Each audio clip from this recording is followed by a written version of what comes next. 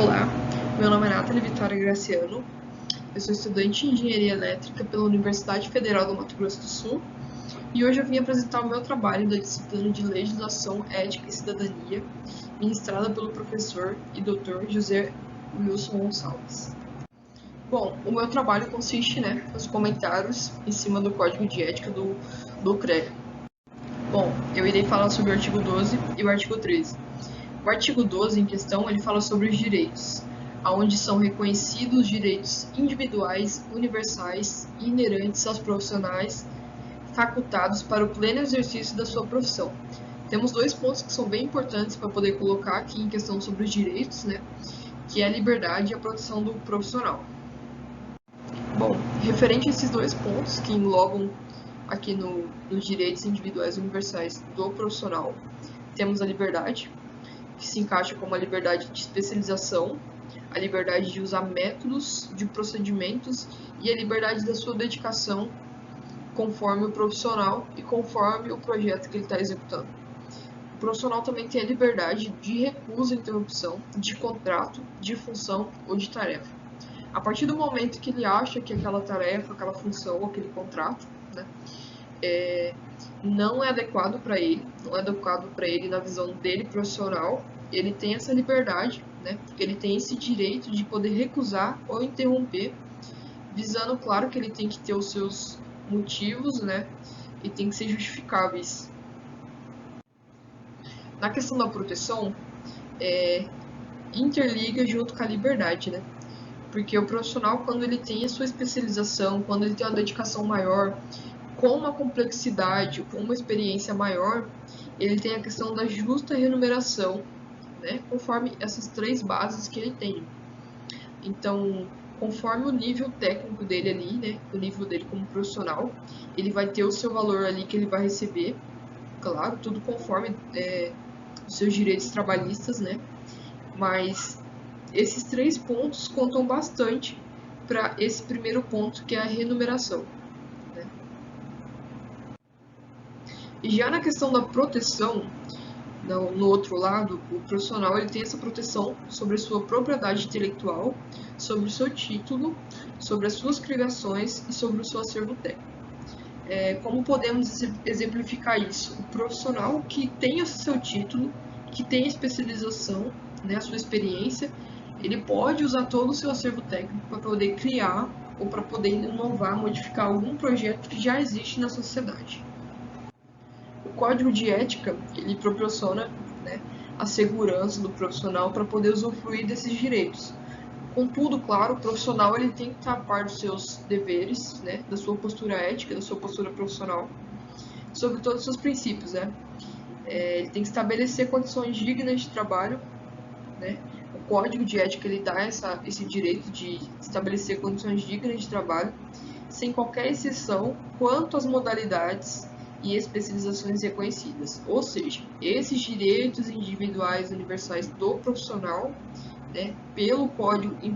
imposto pelo Código de Ética do CREA, são para todos os profissionais que são registrados no CREA, todos os profissionais que fazem parte dessa categoria. O uso dos seus direitos, ele é livre, porém, ele é livre dentro dos parâmetros impostos, desde que não haja abuso ou uma má conduta do profissional em questão enquanto ele estiver exercendo a sua profissão ali e que possa tirar qualquer benefício dele durante as suas atividades.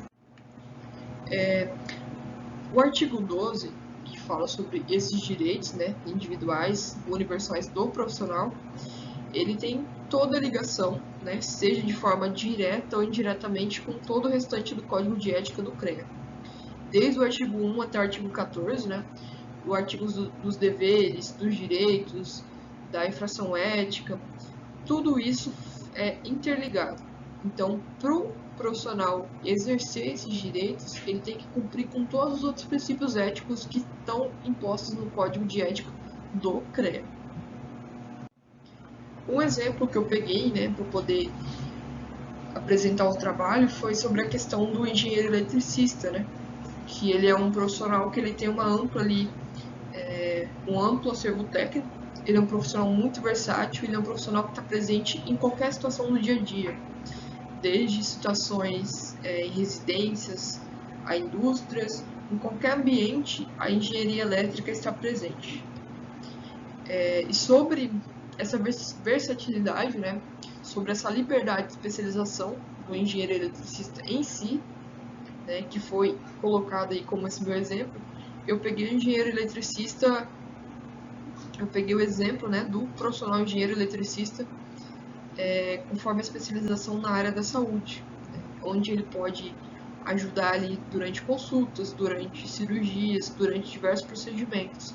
Hoje em dia, graças a esse direito, graças a esses profissionais, a gente consegue usufruir de muita tecnologia, de muitos projetos que foram criados, que estão inovando aí a vida das pessoas, né, cada vez mais. Bom, no artigo 13, na parte da infração ética, a gente tem como todo ato cometido pelo profissional que atente contra os princípios éticos, que ele descumpra os deveres do ofício, pratique condutas expressamente vedadas ou lese direitos reconhecidos de outrem. Ou seja, qualquer descumprimento de regras ou deveres impostas ao profissional, né, pelo Código de Ética do CREA, ele pode sofrer penalidade, ele pode ser punido, né, receber uma punição ali, conforme o seu grau de infração ética ou da sua má conduta. Para ele poder usufruir dos direitos, como foi dito anteriormente, né, no artigo 12, o profissional ele tem que ter a obtenção de uma boa conduta, né, e, acima de tudo, respeitar os seus deveres.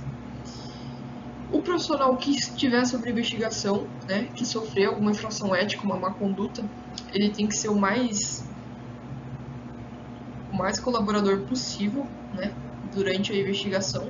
Caso, né, esteja uma investigação concreta, ele tem que ajudar, auxiliar, né, a comissão ali de ética para poder julgar e analisar os fatos e provas, para poder saber qual o grau de intensidade, se foi realmente tido uma infração ética, né, ou não. Bom, conforme a infração ética, uma conduta que o profissional exercer, ele pode ter vários tipos de penalizações, né? Penalizações mais leves até penalizações um pouco mais graves. Entre elas temos a advertência reservada, que consiste em sanção, né, que não permite divulgação a terceiros, devendo ser anotada nos assentamentos do profissional. Essa advertência reservada, ela vai consistir numa advertência onde vai ficar em sigilo, né, que não vai ser do conhecimento do público. O profissional vai sofrer advertência, né, ele vai ser penalizado ali, e o público não vai ficar sabendo, a sociedade não vai ficar sabendo, vai ficar em sigilo, né. Claro que para ter essa advertência reservada, é uma infração ética de baixo grau, né. A partir do momento que ele entra um pouco mais grave, ele pode sofrer uma censura pública, que além de ser anotado nos assentamentos do profissional, é divulgada por meio de edital no site do CREA, conforme a região que ele for, né, na região que ele exerce ali a sua profissão, para que seja de conhecimento da sociedade em geral. Então, a partir do momento que o profissional tem uma infração ética um pouco mais grave, ele não vai para a advertência reservada, mas sim para uma censura pública, né, conforme ele, o grau ali de intensidade. E casos muito extremos, ele pode ter o cancelamento do registro, que além de ser anotado nos assentamentos e divulgado em edital no site do CREA, o profissional tem seu registro cancelado, podendo pedir reativação do registro após 5 anos ali, né, da ação que resultou no cancelamento do registro. Então, o profissional que se sentir lesado, que sentir que foi julgado injustamente, após 5 anos que ele tivesse o cancelamento do registro ali em vigor, ele pode, né, tentar reverter esse quadro, tentar reativar o seu registro e voltar a exercer suas atividades profissionais. É claro que, como nesse trecho aqui que eu peguei, né, coloquei como exemplo aqui para poder ficar bem, o cancelamento do registro ele vai ser em caso de escândalos ou má conduta pública praticada pelo profissional, ou ainda se o profissional sofrer condenação por crime infame. Então, ali, para poder ter esse cancelamento do registro, tem que ser algo muito grave, algo que vai colocar em risco a vida de pessoas, dependendo do ambiente que ele exercer ali a sua atividade, né? pode ser algo contra, né, o meio ambiente, pode ser algo contra a humanidade em si. Então pode ser vários tipos de casos, né? Vários tipos de casos que sofra, né, possa ser considerado um escândalo ou uma má conduta pública. Então, em casos mais graves, temos aí ou possivelmente cancelamento do registro do profissional. Bom, é importante lembrar que para o profissional sofrer penalização através de uma denúncia formal, né, e que tiver provas que for concreto que ele realmente fez ali, né, teve uma infração ética, ele vai passar por todos esses processos aqui até chegar na penalização. Então, a partir da infração ética, ele vai ter a denúncia formal, né, vai ter análise preliminar de denúncia. No caso, se for uma denúncia concreta, né, vamos seguir adiante com o restante de todos os procedimentos. Caso não seja uma denúncia concreta, vai ser arquivado, né, aquela denúncia, e aí não vai seguir mais para frente, não vai seguir adiante. Caso aquela denúncia seja comprovada, tenha provas, ela vai ser analisada pelo relatório de comissão de ética, e ali eles vão analisar e vão dar, né, a penalização conforme o grau de infração ética que o profissional exerceu. O profissional, ele tem que visar tudo, né? O profissional que é registrado ali no CREA, toda a categoria ali, né? Ele tem que visar tudo, porque ele tem que ser um profissional que tenha uma boa conduta, ele tem que trabalhar, exercer a sua profissão sempre visando o bem-estar da humanidade, né? O bem-estar dele como profissional, aonde ele pode lá usufruir dos direitos, da liberdade, da toda aquela proteção. Ele tem que ter um cuidado com a humanidade, né? Ele tem que ser um bom profissional, ele tem que cumprir com seus princípios éticos para que não sofra uma infração ética, para que não sofra nenhuma censura pública, nenhum escândalo, nada que vai comprometer a carreira dele, né? Então, os dois artigos estão ligados diretamente, né, através desse tipo de informação. O profissional, ele não pode buscar a prol, né? Ele não pode buscar ali um resultado de fácil acesso, um resultado rápido, que vai gerar ali essa má conduta, né? Que vai infringir todo o código de ética do profissional. Então, o que podemos falar sobre isso? O que pode concluir? Que o profissional, acima de tudo, primeiramente, ele tem que conhecer o código de ética do CREA. Ele tem que saber os seus deveres, os seus direitos, ele tem que saber como agir em cada situação, para que ele seja um bom profissional. E, acima de tudo, ele tem que visar trabalhar com segurança e sempre ao melhor da humanidade, né?